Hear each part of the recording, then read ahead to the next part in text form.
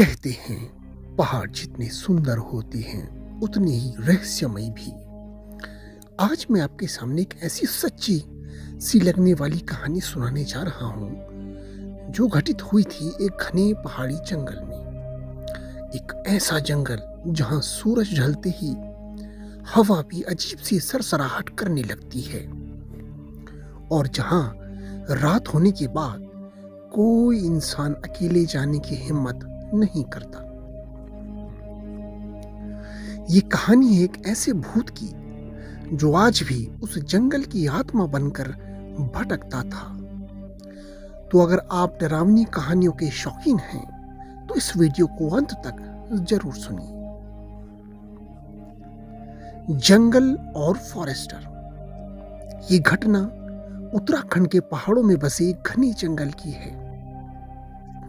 उस जंगल में तैनात था एक ईमानदार फॉरेस्टर राघव। राघव को जंगल से बेहद लगाव था। पेड़, जानवर, पहाड़ सब उसे अपने परिवार जैसे लगते थे। लेकिन पिछले कुछ महीनों से उस जंगल में अजीब घटनाएं हो रही थीं। लकड़ी काटने गए मजदूर लौट कर नहीं आते थे। रात में गश्त करने वाले गार्ड अचानक बीमार पड़ जाते थे और कुछ लोग कहते थे कि उन्होंने सफेद धुंध जैसी आकृति पेड़ों के बीच घूमते देखी है। एक रात राघव खुद जंगल की गश्त पर निकला। चारों तरफ घुप अंधेरा था, बस टॉर्च की हल्की रोशनी। तभी उसे पीछे से कदमों की आवाज सुनाई दी।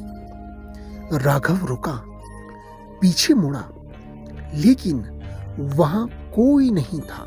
अचानक टॉर्च की रोशनी झिलमिलाने लगी और उसी पल उसने देखा एक काली सी परछाई पेड़ों के बीच तेजी से सरक गई। उसकी सांसें तेज हो गई। उस रात के बाद राघव सो नहीं पाया। उसे बार बार कानों में एक आवाज सुनाई देती है, ये जंगल मेरा है। कुछ दिनों बाद एक गांव वाला लापता हो गया। जब उसकी लाश मिली तो शरीर पर कोई जख्म नहीं था, बस चेहरा डर से जकड़ा हुआ। गांव वालों ने कहना शुरू कर दिया, जंगल में भूत है। लेकिन राघव डरने वालों में से नहीं था। राघव ने पुरानी रिकॉर्ड खंगाली, तब उसे पता चला सालों पहले उसी जंगल में एक आदिवासी युवक को जिंदा जला दिया गया था। उसका कसूर सिर्फ इतना था कि उसने अवैध लकड़ी कटान का विरोध किया था। उसकी मौत के बाद से ही ये घटनाएं शुरू हुई थी। राघव समझ गया ये भूत किसी राक्षस का नहीं, एक अन्याय का साया है। अमावस्या की रात राघव उसी जगह पहुंचा। हवा तेज चलने लगी, पेड़ चीखने लगे। अचानक वो साया सामने आ गया। आंखें चलती हुई, आवाज गूंजती हुई। राघव ने डरते हुए कहा, तुझे न्याय मिलेगा। तभी जंगल में तेज रोशनी फैल गई। एक चीख और फिर सब शांत। अगली सुबह जंगल शांत था, न कोई आवाज, न कोई साया। सरकार ने अपराधियों को सजा दी और उस आत्मा को आखिरकार मुक्ति मिल गई।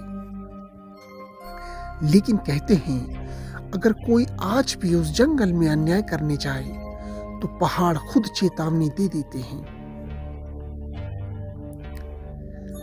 अगर आपको ये कहानी डरावनी लगी हो तो वीडियो को लाइक करें। ऐसी ही सच्ची और रहस्यमय कहानियों के लिए चैनल को सब्सक्राइब करें और कमेंट में बताइए क्या आप ऐसे जंगल में अकेले रात बिताने की हिम्मत करेंगे। मिलते हैं अगली डरावनी कहानी के साथ।